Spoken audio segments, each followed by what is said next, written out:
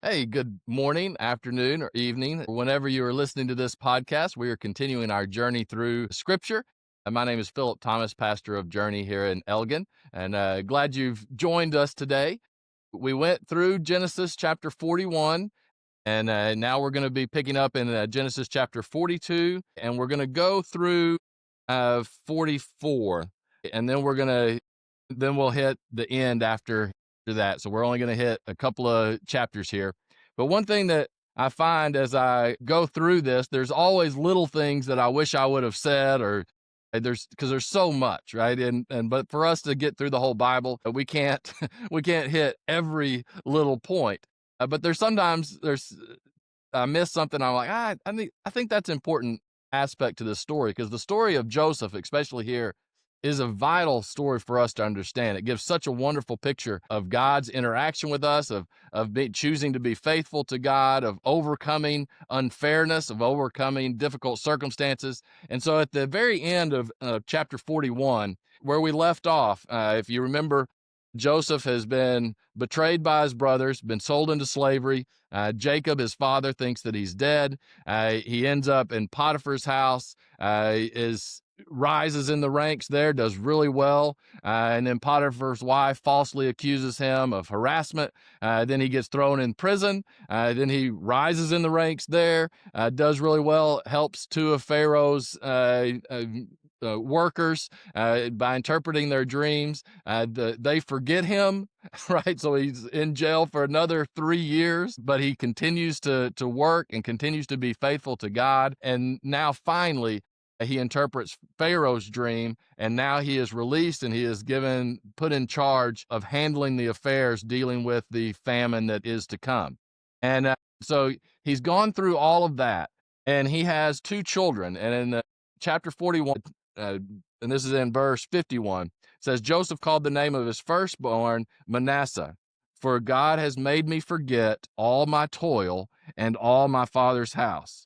And the name of the second he called Ephraim, for God has called me to be fruitful in the land of my affliction.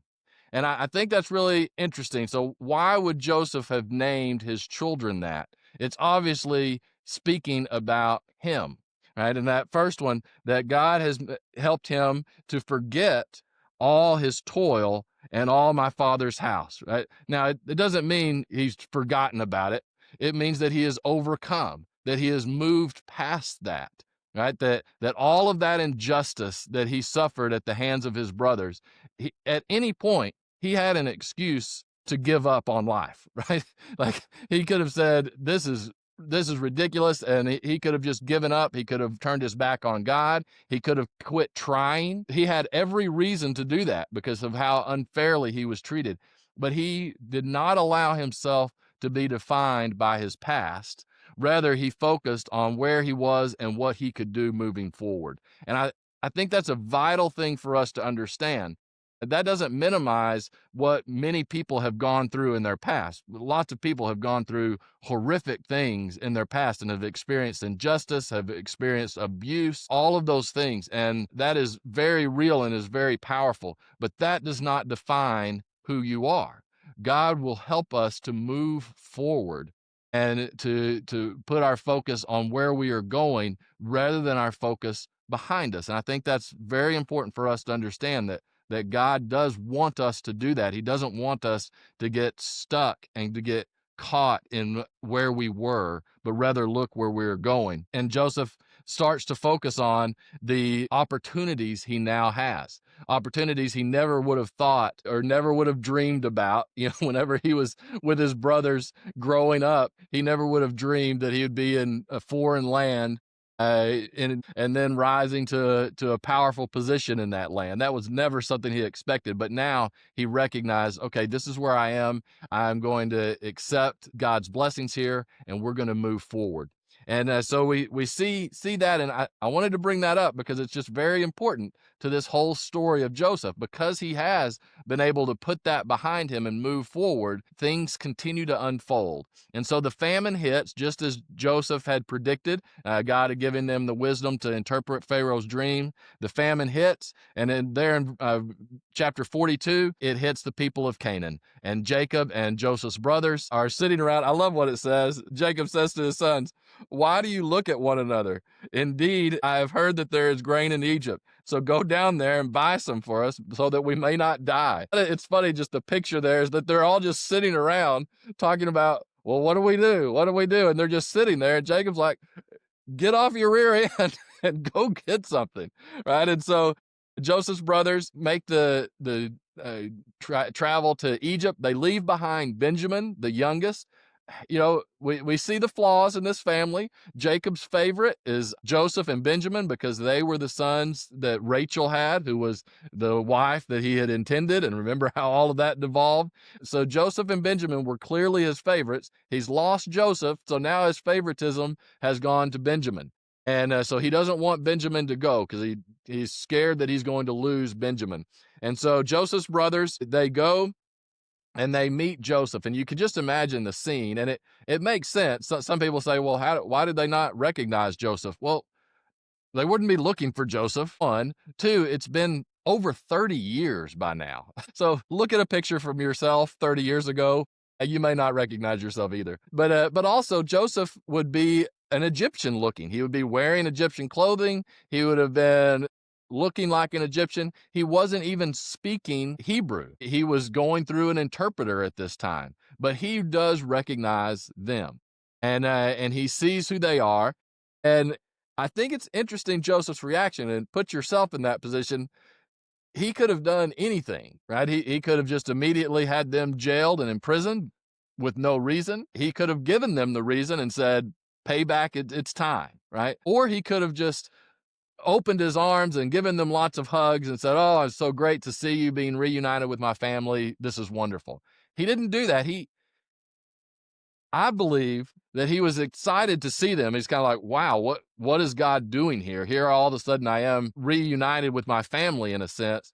But he wanted to check and see if his brothers had changed. He is going to now put them through a test. He wants to see if have they learned anything from what they did to me. And I think that's a wise thing to do. He desires to have a relationship with them, as we will see, but he also wants to make sure, where are they now? What are they the same brothers who threw me in a well and sold me, or have they learned from that? And so we have him starting to interact with them, accuses them of being spies, says that he's going to have them imprisoned. He wants them to bring Benjamin back so that he can see Benjamin. In verse 18, he says this. He says, they've been in prison now for 3 days. And Joseph says to them on the third day, do this and live. So he's asking them to go back and get Benjamin. And if they're going to come back, they have to bring back Benjamin, and he's going to keep one of the brothers there. It says, do this and live, for I fear God.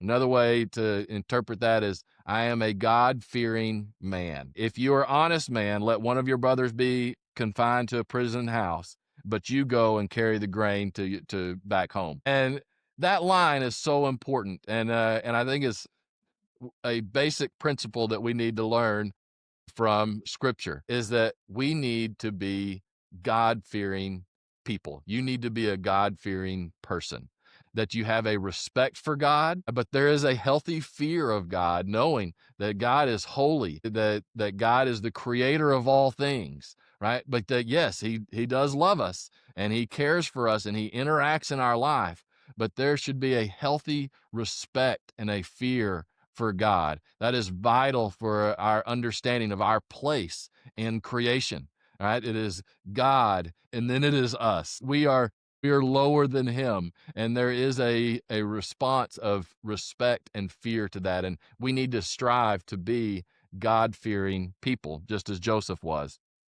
So Joseph talks to them and gives them this opportunity to go back, but one of the brothers has to stay, and he's hearing them discuss this in Hebrew because they think that he can't understand them. And that's when Reuben says, "Did I not speak to you," talking to the brothers, saying, "Do not sin against the boy," but you would not listen. Therefore, behold, his blood is now required of us. And what Joseph is realizing is that they have struggled with this decision. Like they've realized, okay, what we did there was not right. And they didn't think there was any way that they could make up for it, but they have acknowledged that. And so Joseph does let them go back. He actually puts the money back in their bags of grain, and this freaks them out because they're like, great, now it's going to seem like we somehow swindled the Egyptians to get our bags of grain. And I think this is all, again, part of Joseph's test. How are they going to handle this? How are they going to handle this adversity? And maybe there's a little bit of fun that Joseph's having. It's like, I can put a little bit of stress on them. They've given me some stress as well. But so he sends them back. They go back to Canaan and they tell Jacob what needs to happen. So Simeon, Joseph's brother, is now in Egypt. The rest are back with Jacob, and they say, okay, we need to go get Simeon, but to do it, we have to bring Benjamin. It's interesting. Jacob actually is like, no, we're not going to do that. He doesn't want to make that decision. And so they begin eating the food, going through. Of course, it's still a famine. They're talking about this. You can imagine the conversations. Do we go back? Because now they know that they also didn't technically pay for that food. So if they go back, they're all in danger, but that's the only way they're going to be getting Simeon. And so Jacob is struggling. He's like, here, I've already lost Joseph. Now you want me the chance of, now I've lost Simeon. Every time that y'all go somewhere, you lose a brother.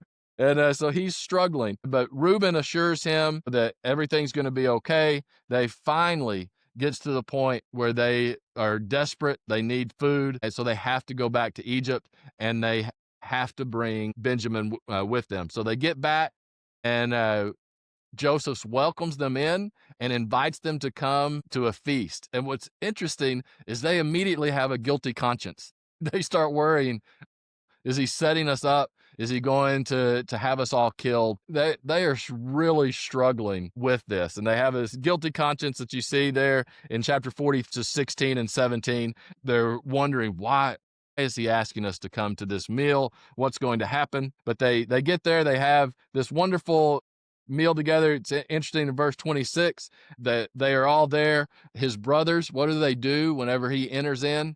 They bow down to him, which, if you remember, what started all of this was Joseph's dreams that he told to his brothers that one day they would bow down before him. Now, his brothers didn't take that kindly, and were like, who's this punk kid to say that we're going to bow down to him? Well, guess what?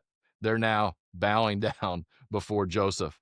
And they have a meal together. It's interesting. One thing that kind of jumped out to me talks about just the sinful nature in all cultures. Down in verse 32 of chapter 43, it says, so they set him a place by himself, and themselves, the Egyptians who ate with them by themselves, because the Egyptians could not eat food with the Hebrews, for that is an abomination to the Egyptians. Right?